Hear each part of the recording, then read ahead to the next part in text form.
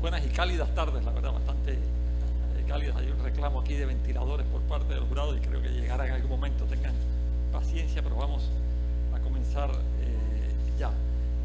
Iniciamos esta segunda jornada del premio literario y la primera de estas mesas de encuentros de los jurados entre sí y con el público, al público a propósito de temas que siempre son sus temas de trabajo, sus temas de interés, conocer lo que hacen, los proyectos, lo que han,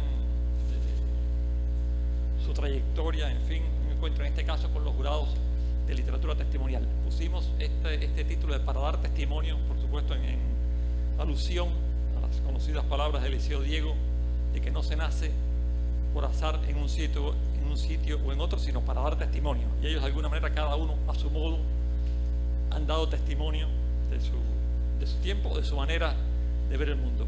Nos acompañan aquí Telma Luzani, periodista argentina. Ella es sobre todo analista de política internacional, ocupa más ese espacio del análisis de la alta política. Se hizo bastante conocida entre nosotros al ganar mención de honor en el premio Libertador con un libro sobre las bases militares norteamericanas en Sudamérica.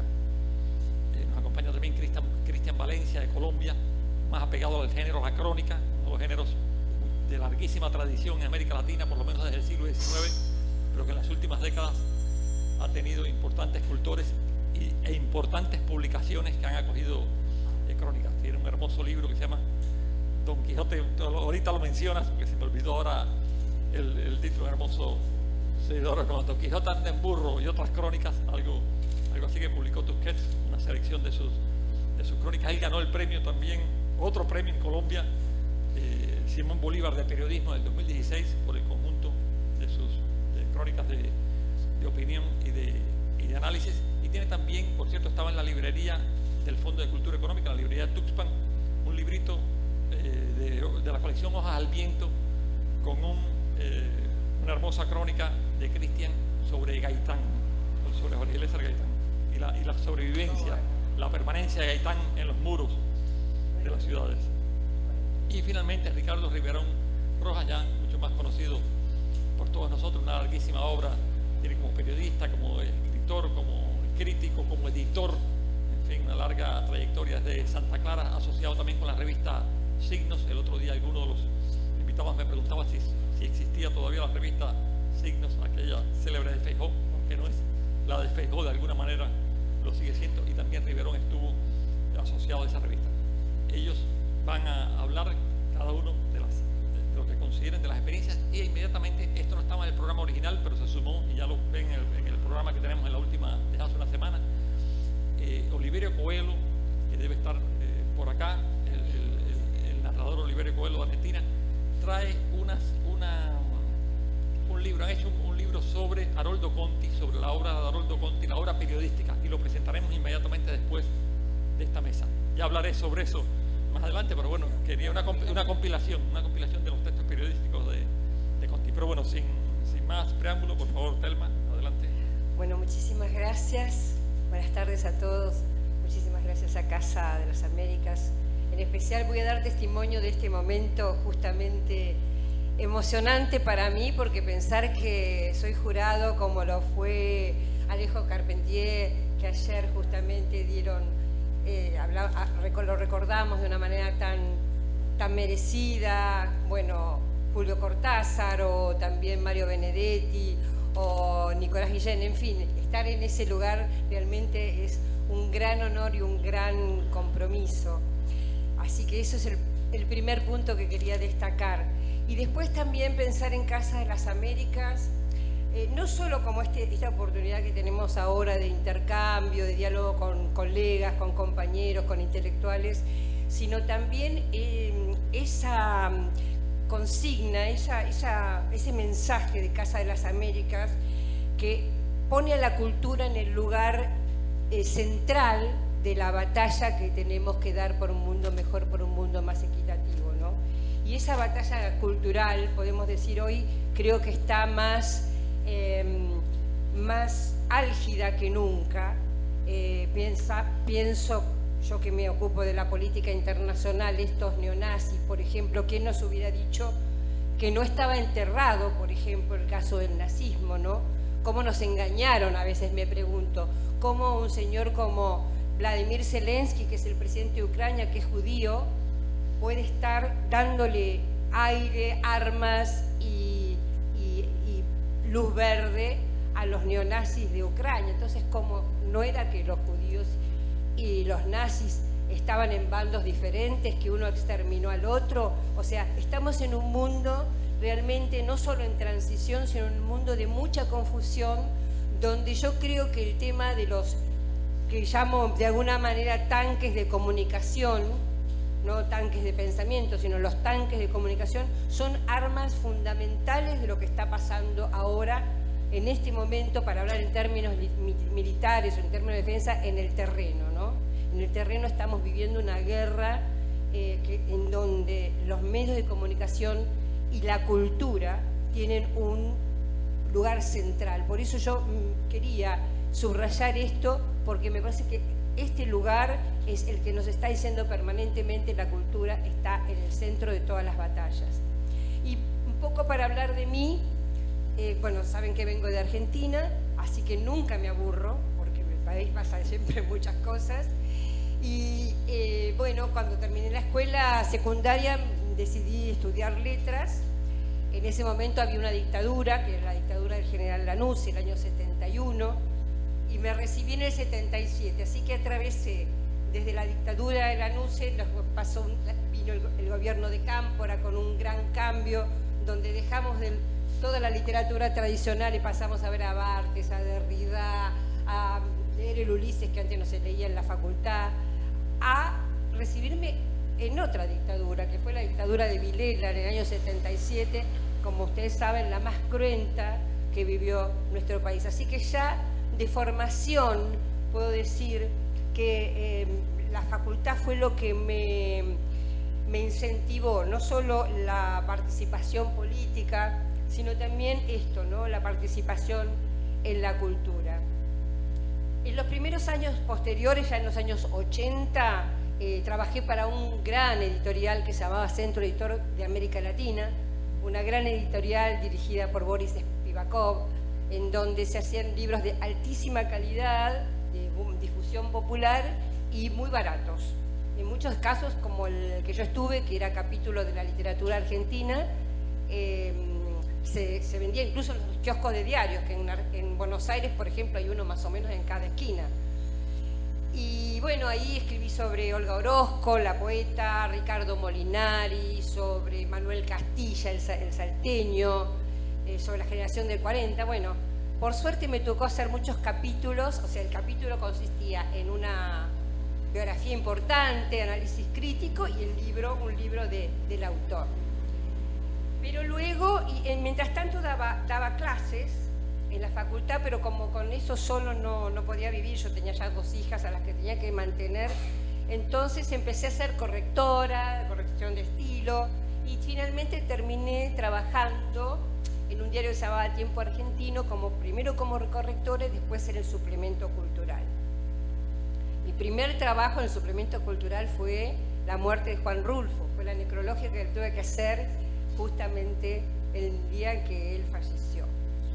Y a partir de ahí, como que puedo decir que aprendí esta nueva forma de escribir, porque por supuesto del ensayo literario que se publicaba en el Centro Editor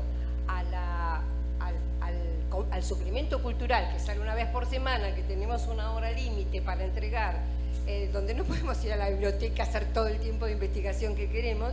Bueno, aprendí una nueva manera de escribir y una manera nueva de también trabajar con los materiales, ¿no?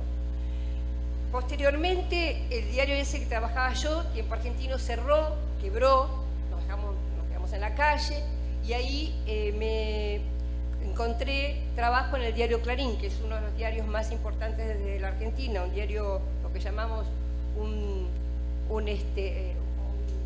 diario hegemónico, medio hegemónico, en el sentido de que tiene un poder omnímodo en el país. Ahí entré como traductora del inglés y del francés, eso residía en la sección política internacional. Y bueno, y mi primera experiencia fue con Brasil, acá Clara, porque yo no domino el portugués ni mucho menos, pero bueno, por lo menos entiendo y lo hablo. Y bueno, entonces no había quien fuera a cubrir las elecciones entre Lula y Collor de Mello, y bueno, yo levanté la mano. Y ahí empezó también otra parte de mi vida que tuvo que ver con la política internacional, que no abandoné más, porque cuando empecé, muerta de miedo, cuando fui a Brasilia y a San Pablo en aquel momento, de repente me sentí que era pez en el agua, que no me costaba nada escribir una crónica diaria, a veces 2, o hacer entrevistas a ministros. Es decir, me salía con mucha naturalidad. Yo creo que porque tenía un background de escritura vinculado con la academia que me hacía... Porque tengo que decir algo, y es que yo, digamos, despreciar es una palabra un poco fuerte, pero minusvaloraba al periodista. El periodista siempre me pareció un ser bastante inferior en aquel momento. Me parecía que el académico o el escritor era mucho más importante, cuando en nuestro país, en Argentina, todos los escritores, desde Sarmiento, pasando por Walsh, por Conti, del cual después se va a hablar, todos fueron periodistas y grandes escritores y algunos políticos. Pero bueno, había ese prejuicio en mí, que obviamente dejé por suerte rápidamente. Así puedo decir que ya trabajando para Clarín tuve mucha suerte también de cubrir momentos históricos.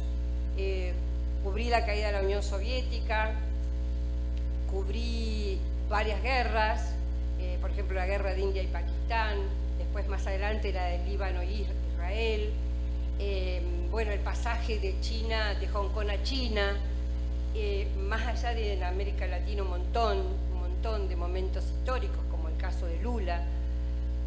Y siempre esto fue, y acá viene, digamos, la clave con la literatura testimonial, el sentir que como Argentina tenía que llevar a los argentinos que me leían ese momento, ese testimonio, por supuesto con toda la veracidad y todos los datos más totalmente chequeados y reales, pero también con un plus que hiciera sentir, quisiera percibir lo que a mí me estaba pasando y lo que yo estaba percibiendo, sobre todo de los pueblos. Muchas veces también de los mandatarios o de la gente que uno entrevistaba, pero sobre todo lo que le pasaba a los pueblos. Así que ahí fue donde hice prácticamente toda mi carrera.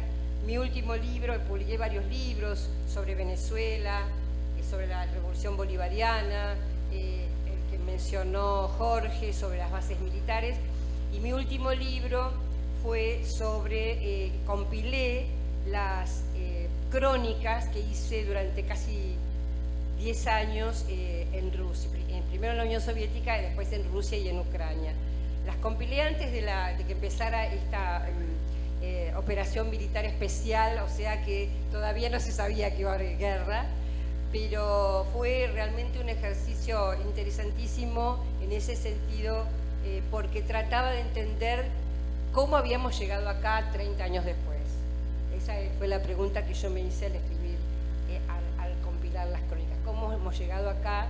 Y creo que nuevamente, para estar en el hoy, para ir concluyendo, hoy justamente mi expertise en política internacional me indica que ya estamos, no como decía Gramsci, hay un mundo, un orden que ya ha muerto y otro que todavía no ha nacido. Yo creo que el otro ya ha nacido, solo que como vivimos en Occidente no nos damos cuenta tanto de que hay otro mundo, otro orden internacional en proceso veloz, en Oriente, en China, en Irán, en India, por supuesto, y en ese sentido creo que nos toca un momento interesantísimo de cambio y de proceso, pero un momento donde nosotros acá en nuestra América más que nunca tenemos que ser soldados y soldadas de la batalla cultural.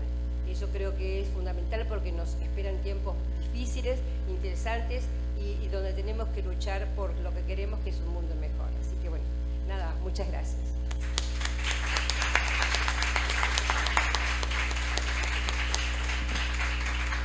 Muchas gracias a Telma. Cristian, por favor. Bueno, yo me sumo al orgullo que dijo Telma de pertenecer a ese selecto grupo de jurados a lo largo de la historia en Latinoamérica y estar aquí. O sea, para mí fue sorprendente. De hecho, todavía me parece sorprendente que yo haya estado ayer en la inauguración de los premios Casa de las Américas y yo estuviera en esa mesa ahí con todas estas celebridades, con Jorge. Me hubiera gustado estar del otro lado para verme y tomarme una foto. Sí, los comienzos, yo traté de estudiar periodismo en Colombia, pero a los pocos semestres de empezar yo dije, esta vaina no va conmigo, por el tipo de destrucción que estaban dando allí en esas universidades, ¿no? Entonces me puse a escribir por mi cuenta. Yo ya venía como leyendo y escribiendo, ya me había picado como eso. Y empecé a trabajar como cargando ladrillos en un periódico de derecha, por cierto, se llama La República, que era de los hijos de Mariano Espira Pérez, que fue uno de los presidentes más, digamos, violentos que hubo en Colombia, digamos, que promovía desde la tribuna pública que mataran liberales, y así había padres de la Iglesia Católica que hacían eso. Pero bueno, ese era un periódico que realmente a mí lo que me interesaba de este periódico era que tenía unas máquinas que se llamaban rotativas y que había un movimiento ahí como de prensa, y eso era como un club de jazz, meterse ahí, porque esos tipos tenían unos teléfonos negros gigantes y todo el mundo fumaba y todo el mundo, eso era fantástico allí, y todo el mundo estaba con algún traguito encima, porque la realidad de un periódico es vertiginosa, como decía Telma, y era como las películas de un jefe de redacción gritando por ahí atrás. Y así en esa escuela de un señor furioso que uno nunca entendía por qué le colgaba los artículos a uno, porque los tiraba al piso, como una escuela rarísima de enseñanza. Pero bueno, ahí yo más o menos entendí que eso era lo que no quería hacer yo, ¿no? Porque pues ese tipo de periodismo de registrar la noticia y que diga un ministro, y si no hay ningún análisis, si no hay ningún lugar como para pararse de una forma alternativa, pues no había ningún misterio, ¿no? De hecho, a mí lo primero que me dejaron escribir, porque realmente yo estaba regalando mi trabajo allí, era una columna sobre cómo están los alimentos en la plaza de mercado. Me tocaba ir a las 3 de la mañana a decir cómo está la yuca, cómo está la papa, y después llegar y escribir eso en un formatico, o sea, que ya estaba escrito. O sea, ya decía yuca ayer 4, hoy 2. Y eso era todo mi trabajo. Y yo estaba, por favor, déjenme redactar algo, aunque sea una receta, porque estoy que me escribo, yo soy joven. No se podía. Entonces, yo dije, bueno, una vez logré tanto lagartear, yo no sé si entienden lagartear, tanto pedalear porque me dejaran hacer algo importante. Entonces me mandaron a una rueda de prensa del ministro de Agricultura, y ahí yo me encontré con la tropelía de periodistas embutiéndole el periódico al ministro, ahí, el micrófono. Y yo dije, no, yo no voy a hacer esto. Yo me senté y miré ese tropel, y yo tomé mis notas de la afuera, y después a un señor de una cadena radial nacional le dije, véndeme el cassette, que yo con eso yo hago mi nota. Y yo logré hacer una nota que incluía no solo lo que había dicho el ministro, sino los alrededores, y yo ni siquiera sabía que ese género se llamaba crónica. Ahí descubrí que eso era crónica, pero en ese tiempo no estaban publicando crónica en Colombia porque les parecía que era un desgaste, que eso era como... Entonces yo me fui con eso, yo me fui como puliendo en eso y seguía escribiendo, también oficié de corrector y todo. Y de pronto el país, Colombia, empezó como a recuperar la memoria de que en los años 40 y 50, en la época de García Márquez, empezó a recuperar la memoria de que nosotros nos gusta que nos cuenten el cuento. O sea, lo más rico es que nos cuenten el cuento, y ese contar el cuento siempre tiene una mirada crítica de alguna manera sobre la realidad.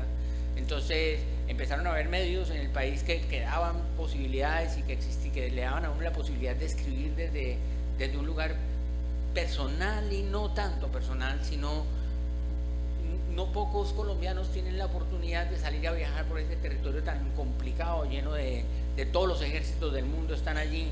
Y a mí, como me gustaba, por alguna razón siempre estaba yo en los lugares más recónditos del país, y allá difícilmente se encontraba uno con periodistas colombianos, sino con puros periodistas extranjeros, sobre todo de CNN y esto, que siempre están como detrás de la sangre, ¿no? Son una especie de, yo siempre se los dije a ellos, ustedes son como una especie de chulos, de gallinazos que van detrás de la carroña, y si no hay muertos no les interesa un país salvo que tenga muertos o guerra. Y eso es una cosa, digamos, que es un hándicap muy grande de la prensa internacional, porque parece ser que lo que es noticiable, lo que es noticia y lo que es redactable y lo que es historiciable, pues, es solamente los muertos, las guerras, las puñaladas, pero todo lo que construye un país, la identidad de un país, la gracia de un país está en los pueblos, en los caminos, con la gente que hace las canciones, las cosas, las casas, y mucho más allá de los alcaldes o los personajes importantes, digamos, alguien tenía que cubrir eso, y eso es lo que más me gustaba a mí.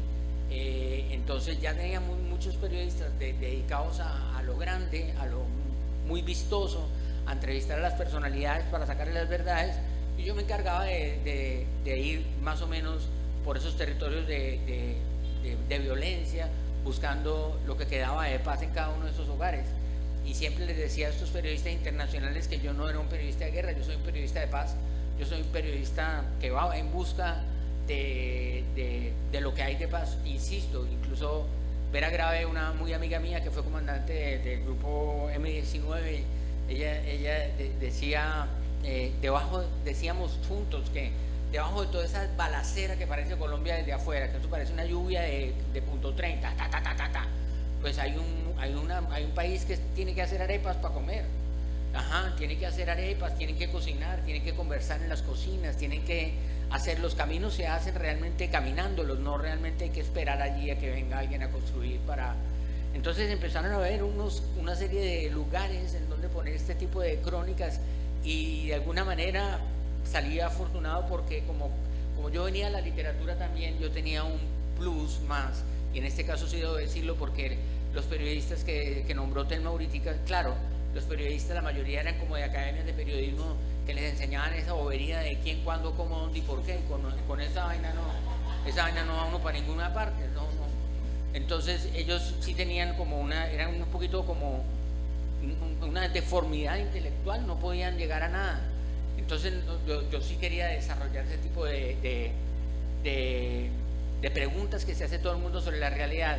Entonces yo empecé a viajar por el país y encontrar personajes absurdamente icónicos en la patria, digamos, como una vez encontré a un señor, salió publicado por ahí en el país de Cali, una ciudad colombiana que queda en el occidente, cerca del mar Pacífico, que decía que era un señor que salía con una bibliotequita que movía en burros por todo el Valle de Ariguaní, cerca de donde vivía García Márquez, donde nació, en Aracataca. Pero yo dije, esto era una cosa así chiquita, de quién, cómo, cuándo, dónde y por qué. Entonces yo logré negociar con la gente, Rafael Molano creo que se llamaba, empezaba la revista Gato Pardo a hacer como su influencia en toda Latinoamérica. Digamos que allí empezó Leira Guerriero a poner y a ser vistos en Latinoamérica, y muchos periodistas, Villoro, y me dieron el chance de ir allá. Yo me encuentro con un hombre que estaba en pleno territorio paramilitar, que nos tocaba pedir permiso para poder pasar con sus potreros llenos de vacas, pero este hombre movía 2 burritos donde tenía sus libros y los llevaba por todas las veredas donde estaban los campesinos esperando. Uno se llamaba Alfa y otro se llamaba Beto. Entonces, y a mí me costó trabajo entender hacer la junta, ¿no? Yo decía Alfa y Beto, y eso, como al cabo de 2 kilómetros de andar en Beto me di cuenta que yo iba en el alfabeto, ¿no? Y bueno, llevábamos a los terraplenes realmente a descubrir un poco de campesinos muy mal informados y ávidos de conocer el mundo, porque no había escuelas, pues, porque eso era territorio comanche, digamos, eso era muy difícil. Pero entonces lo más increíble, hay una cosa de los paramilitares que compraron muchas tierras y pusieron vacas ahí, y los campesinos que quedaron desplazados, muchos les pidieron como canoa, y ellos les dieron chance de ocupar media hectárea ahí, y ahí puedes cultivar cositas de pan coger y poner 4 pollos a cambio de que les cuides el territorio que le quitaron. Entonces esa es como la realidad, unos siervos sin tierra. Pues eso estuvimos recorriendo con ellos y mostrando como todo, con Soriano, recorriendo todo ese camino y cuando uno saca esas crónicas de ahí y las pone en un medio que tenga una cobertura nacional, a la gente le parece que uno se lo inventó todo y muchos colombianos creían que eso no existía y a veces todavía creen que esa Colombia no existe, pues esa Colombia entrañable, digamos, que es la que me gusta a mí, todavía está ahí y quisiera seguirla caminando hasta el final, porque las noticias que se producen en las ciudades más importantes son casi siempre las mismas y pues en los llanos orientales colombo-venezolanos, aquí tenemos representantes, San Luis, Daya y Chucho que no está por ahí, pero hay una mitología tan hermosa como me decían, no, si usted se queda aquí lo suficiente, usted va a ver cuando ya cae un aguacero bravo, aquí llueve pescado. Yo dije, no me vengas con ese cuento, no, pues que si llueve, no, el pescado llueve una sardinita así, no, una cachama así. Pues resulta que sí, que eso llueve con tirabuzones, con los tornados allá, entonces los tornados cogen de esas sabanas inundables de la Orinoquía, los levantan y ¡guácate! Y les tira cachama a los pueblos, pero eso para ellos y para todo el mundo es que cae pescado al techo.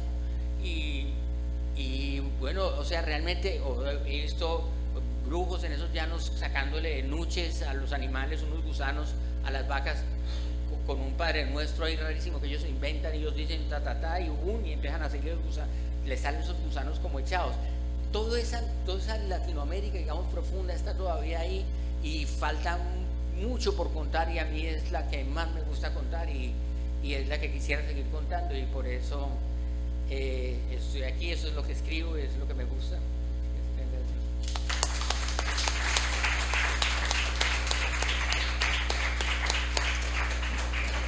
Gracias a Cristian y cerramos esta primera parte con Ricardo Rivero. Bueno, reitero las gracias y lo primero que agradezco es a la Casa de las Américas es que a este género le llame literatura testimonial, no exactamente testimonio, como fue costumbre, porque yo anoté 4 características ahí que voy a decir rápidamente para hablar un poco también de mi experiencia.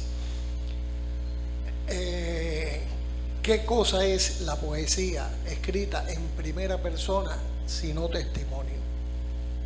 Cuando Antonio Machado dice mi infancia son recuerdos de un patio de Sevilla y un huerto claro donde madura el limonero, mi juventud está dando testimonio del lugar donde él nació y donde transcurrió su infancia. ¿Qué cosa es el poema de Benedetti Alché, por ejemplo? ¿No? Aquí estamos consternados, rabiosos, aunque esta muerte sea otro de los absurdos previsibles. Eso es testimonio. Entonces, una de las características que a mí me interesa más del testimonio es cómo se acomoda a todos los géneros, porque hubo un debate. A ver, Rodolfo Walsh escribió Operación Masacre y está reconocido quizás como la primera novela testimonio, pero cuando usted mira Biografía de un cimarrón, lo mismo se publica con un rótulo de novela que de testimonio, y que por cierto es uno de los libros emblemáticos, creo, del testimonio cubano, junto con Conversación con el último norteamericano de Enrique Cirule. Son 2 libros que yo creo que no se debía dejar de leer ni nadie a quien le interese la historia de Cuba, menos la historia quizás menos contada en el relato oficial de la historia de Cuba. Yo creo que el testimonio es un género que es un corrector de asimetrías. Las asimetrías que pudieran existir entre los grandes espacios urbanos plagados no, vamos, es una palabra peyorativa, sino colmados de instituciones, y aquellos espacios donde solo existen portadores, esas asimetrías, el testimonio las corrige, porque esa persona que es portadora se convierte en un testimoniante, alguien que aporta información de valor, que trasciende la cotidianidad, la pequeñez del espacio donde vive. Yo creo que eso es la primera característica que me interesa a mí del testimonio para asumirlo como género. Ya verán por qué. Yo creo que también, bueno, corrector de los espacios. La ciudad del campo quedan borrados. Ahí me preguntó Ahí están testimonios en todos los espacios posibles donde hay un ser humano y una vida, hay un testimonio. Creo también,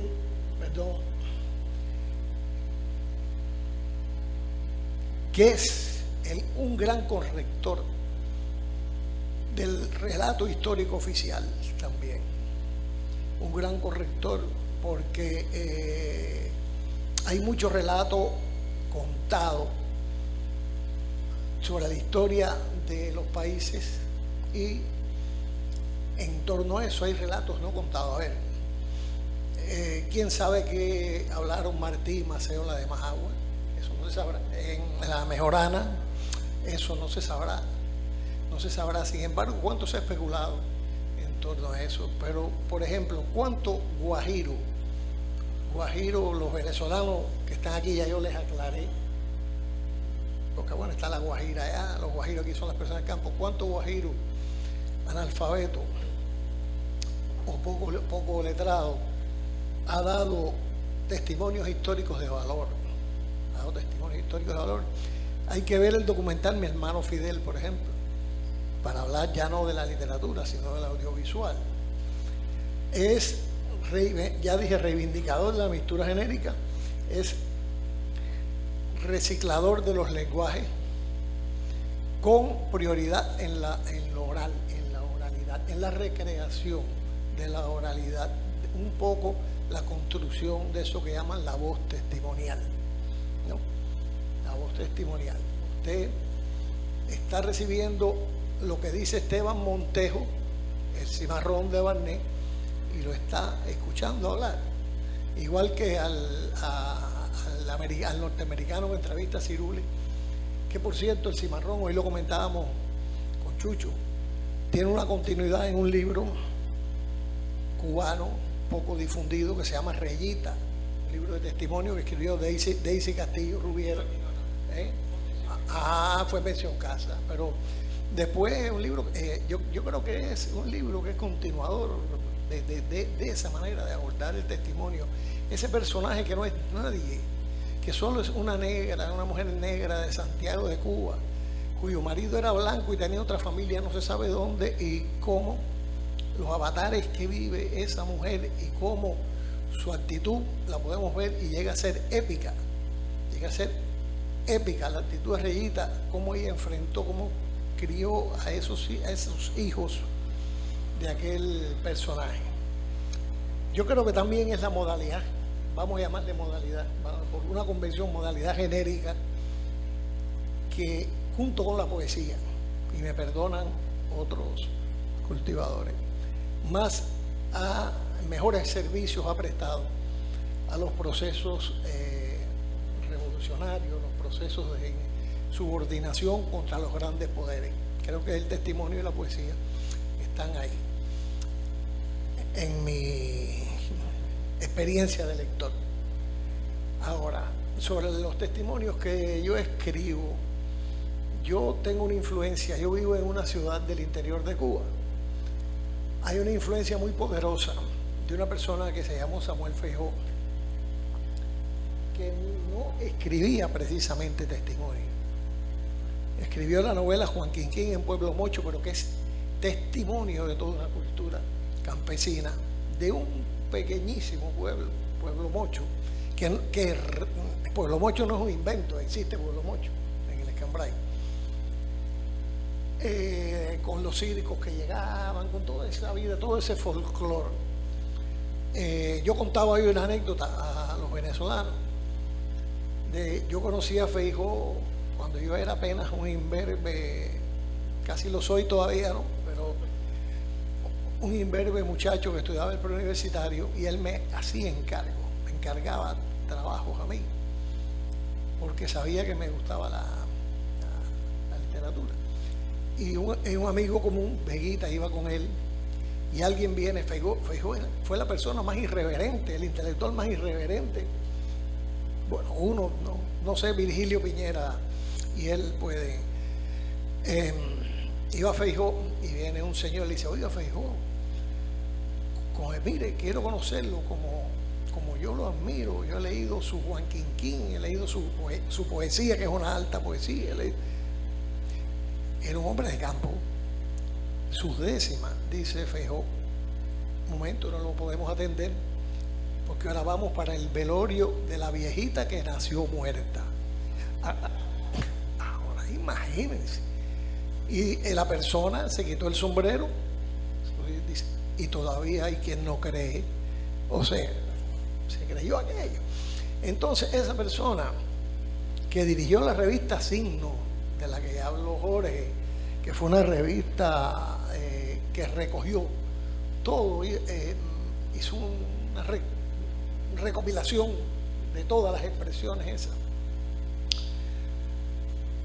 Él me indica a mí que yo recopile testimonios sobre la aplicación de la medicina popular en los campos de Cuba. Antes ya yo había escrito un libro de testimonio, que por cierto fue premio de la UNIAC en el género testimonio, y yo creo que no es testimonio, que sería crónica, porque se titula Pasando sobre mis huellas, crónicas para reimaginar medio siglo. O sea, es un testimonio escrito en crónica, pero a la vez viene siendo una novela de iniciación. Está toda mi historia y es un libro de memoria.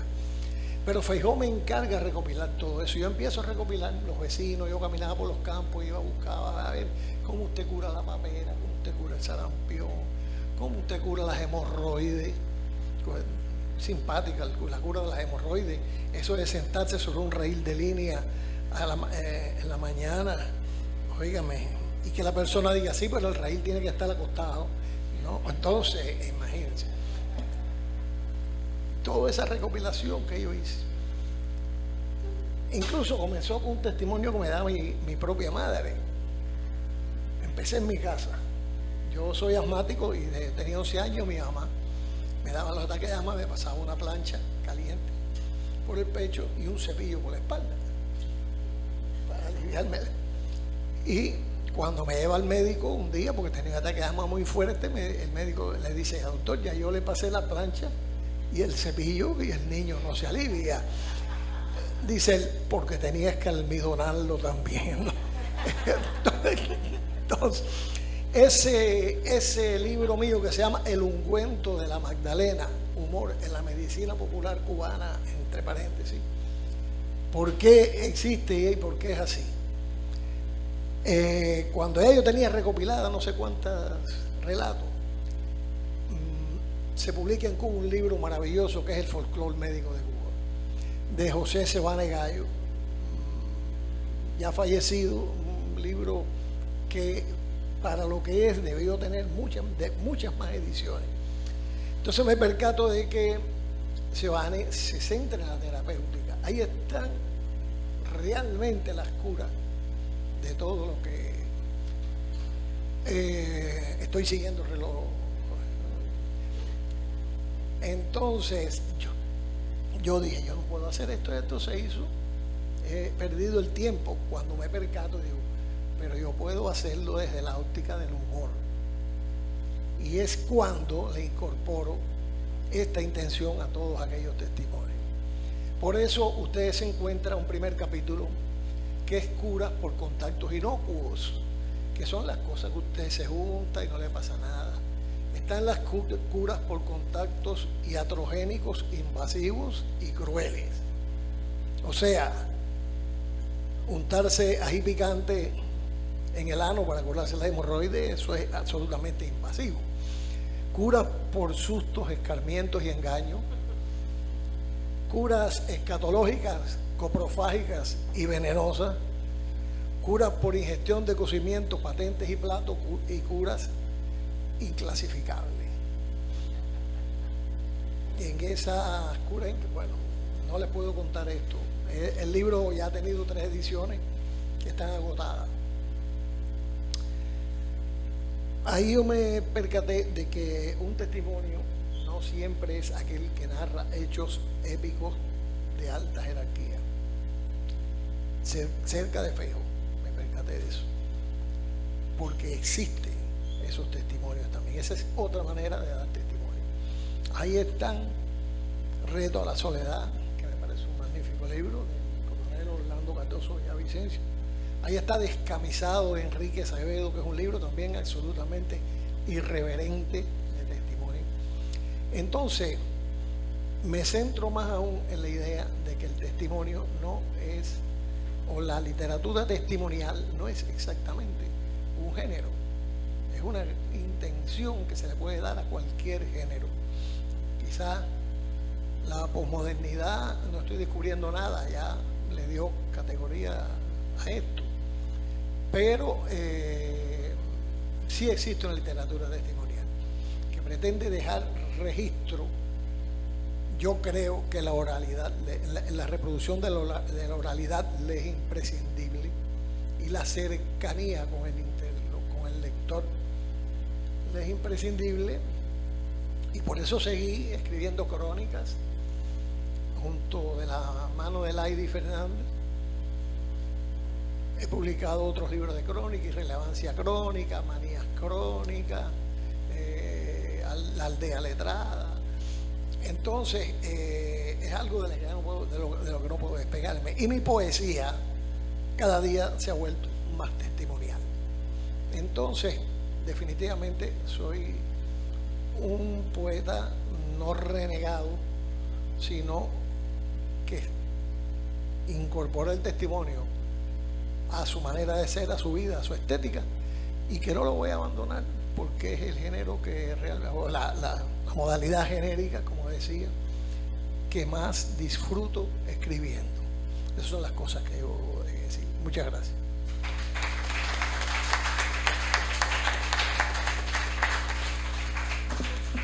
Bueno, muchísimas gracias a Riverón. Mientras van pensando alguna pregunta, porque no tenemos ya mucho tiempo, les recuerdo que cuando empezó el testimonio en el año 70 aquí, empezó precisamente porque estaban llegando libros que no encajaban en ninguna parte. O sea, esto no es novela, esto no es ensayo. Hubo ciertas disputas entre los jurados, que había libros que se pasaban de un lado a otro. Nadie lo quería porque no encajaba bien en sus géneros.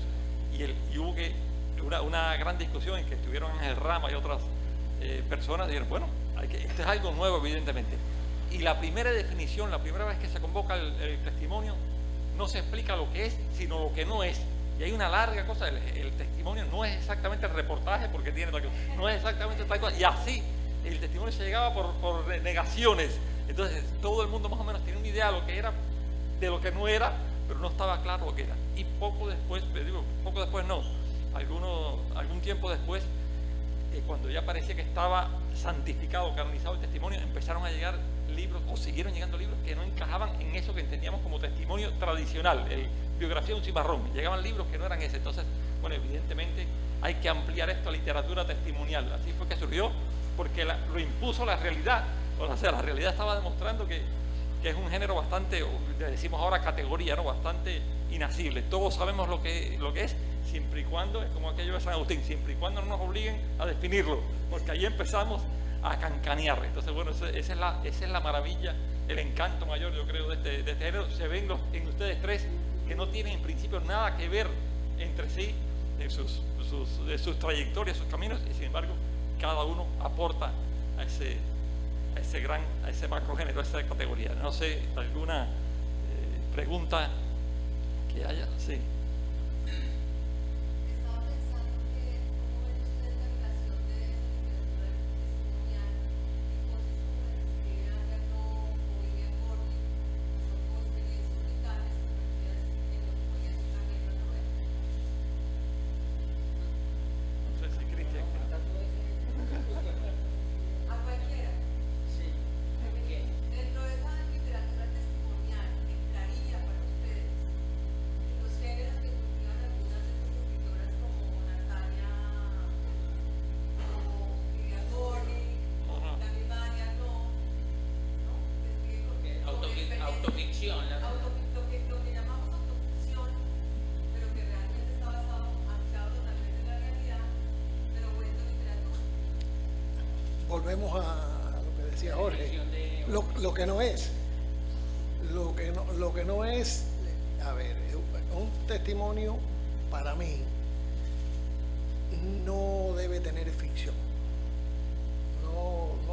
tener ficción. Puede darse el lujo el que escribe testimonio de construir, de tropologizar, pero no puede haber un hecho que no tenga un asiento en la realidad.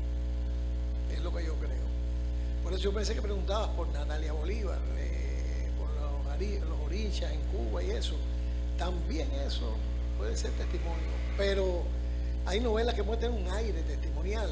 De hecho, El hombre que amaba a los perros, de Leonardo Padura, tiene tremendo aire testimonial, pero no es un testimonio en sí. Es una novela.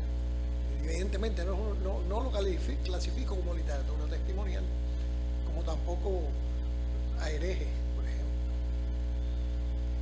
No sé si te respondo lo que... Yo sí, coincido con Ricardo, ¿no? Me quedé pensando en una pregunta muy interesante, pero creo que efectivamente la ficción no debe ser parte. Sí creo que es el uso de todas las herramientas, todos los recursos, todas las figuras retóricas, todas las herramientas que tiene la literatura, sí, pero no, pero tiene que haber siempre, me parece a mí, por lo menos de lo que yo considero como literatura testimonial, digamos, el elemento tiene que ser real, no ficticio. Bueno, nada, gracias a ustedes, gracias a los tres ponentes y al público presente por estas excelentes intervenciones. Los invitamos entonces a pasar ustedes al público y a Oliverio Coelho a que pase a la mesa. Muchas gracias.